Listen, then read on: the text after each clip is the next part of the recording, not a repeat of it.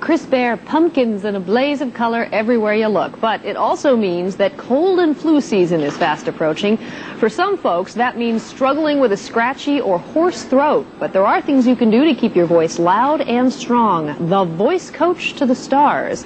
Speech pathologist Morton Cooper joins us from Los Angeles with some tips. Thanks very much for being with us, Dr. Cooper.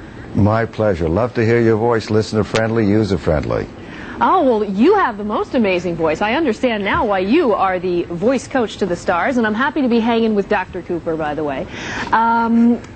What can we do to protect our throats as we head into this cold and flu season, as it's called? The cold brings the voice down into the lower throat, and people talk like Bill Clinton, they talk over here. And he should be talking up in the face, around the lips and nose, where all good and great voices come from. So you can use Well, he has a problem with hoarseness that he's been hoarse for 20 years, Jody. You know what? We're going to play a clip of President Clinton, and when we come back, tell us exactly what he could do, in case you're watching, Mr. President, what he could do to maybe avoid some of the vocal strain problems that he has. Here's the clip. Bad, huh? It's bad. We fought for a year. We've got 2 days to go. My voice will be better by this afternoon, and I'll be there Monday. I'll be there Tuesday. Fight on. Don't give up. Go!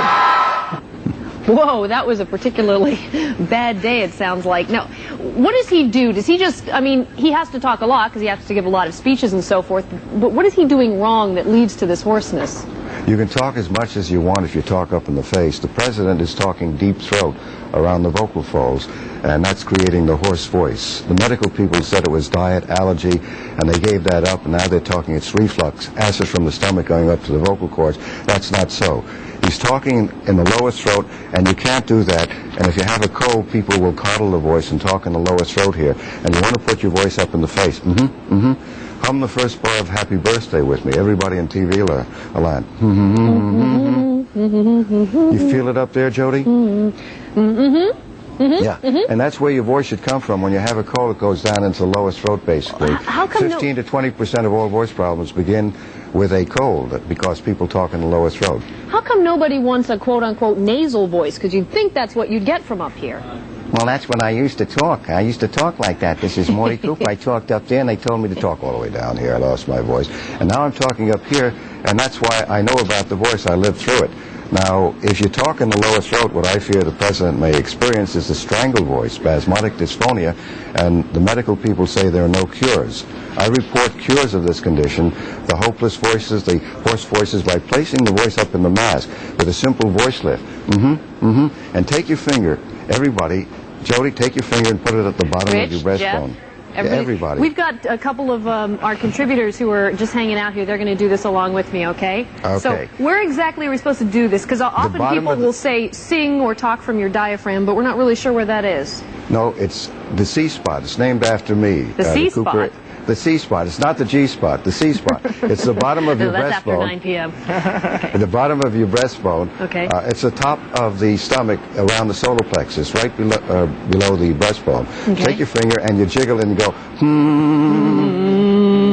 And if you do that, your voice will go right up to the face, around the lips and nose, and the president will not be talking hoarse, and people who have a cold will have a clear voice. And if you have a strangled voice and they tell you it's hopeless, just try the C spot and try the humming. And it puts the voice where nature wants it. Okay, I tell you what, as I mentioned, we have Jeff and Rich here in the studio. I thought we might have them say a couple of sentences, and they're going to try to talk the way you've told us to talk, and you tell us if it sounds like they're doing it right, okay?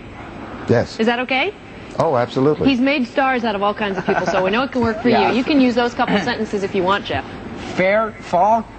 This is a tough job, Jody. Fall, crisp air, pumpkins, and a blaze of color everywhere you look. Is Jeff's voice coming from the right spot there? The C spot? All right. I'm a frog prince. No, Jeff, you're not. Most people don't use the real voice. 50% use too high and thin a nasal a voice, and 25% too low down in the lower throat. Jeff, I want you to hum the first bar of Happy Birthday. Just hum the first bar. And your voice is lower. Now put your hand out and say Happy Birthday, Mort Cooper, with that lower pitched voice. Happy birthday, Mort Cooper. Ooh. You're here to change your voice? Wow. Took just a few seconds. Do you really feel it, or are you just playing along, Jeff? I'm somewhat playing along, I must admit. Oh, well, at least you know you're not watching an infomercial. I do hear it. All right. Well, let's see. Let's try you, everybody can Rich. hear that voice change. Yes. All right. Actually, you know, I sort of prefer the president didn't see this, so maybe it could be hoarse and sort of fall silent. Oh, it's just you my don't wish ill health partisan on the instincts president, there. I'm sure. Okay. For some folks, that means struggling with a scratchy or hoarse throat. What do you think about Rich's voice there, Dr. Cooper? Rich's voice is, he uses that sound up in the face a little too much nasal. I want you to take your finger, Rich, put it at the bottom of your breastbone. And I feel like the Pillsbury Doughboy when I do this. yes, Only if you okay. wiggle when you do it yourself. And try this. Go, There's your voice. It's a lower-pitched voice. You're not using the real lows of your voice. Most of us have low-pitched voices, but we don't use it correctly. We use it in the lower throat. So if you put your voice up here, you get a great sound. That's what we want, to get heard, liked, and listened to. So you guys won't think it weird if I talk the rest of the segment like this? Yeah, next time you're giving your opinion No, on Jeff, I don't agree with that. reform, and you're like, well, I don't know about the independent counsel.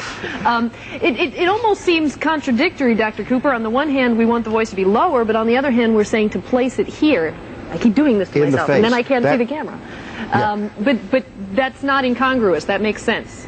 Yeah, you put your voice in the face, around the lips and nose. It's a blend of oral and nasal resonance. If you talk there, you're talking nasal. If you talk this way, it's a blend of oral and nasal resonance. And if I talk down here, I'm talking down here. The voice is built on a megaphone from the top of your eyebrows down to the bottom of your fifth and sixth cervical vertebrae, a megaphone. And this is the 1/3 of the megaphone. Don't talk down there. That's what happens after a cold, basically. This is the middle 1/3. And this is the upper 1/3. 50% talk high, thin, and nasal up here. You want to talk in the blend, the 2/3 solution. And the techniques puts it right there simply with a voice lift. So the president doesn't have to talk when I was in Hope, Arkansas. He can talk and say, hi, I came from Hope, Arkansas. His voice would be clear. He doesn't need reflux medication. He doesn't have to worry about his diet or his allergy. All right, Dr. Cooper. Curing the president, making the world safe for democracy, getting Rich and Jeff both talking right. And thanks very much, Dr. Cooper. We appreciate it. It's interesting. Don't normally think about these things, but I mean, people judge you by your voice as much as anything else, I suppose. Of course, if I say I'm Morty Cooper, you judge me that way. If I say I'm Mort Cooper, you judge me. If If I say, hi, I'm Mort Cooper, Jody, you like that. How would you Women say are turned goodbye? on by voices, and you say, How would you say goodbye? Goodbye. Goodbye.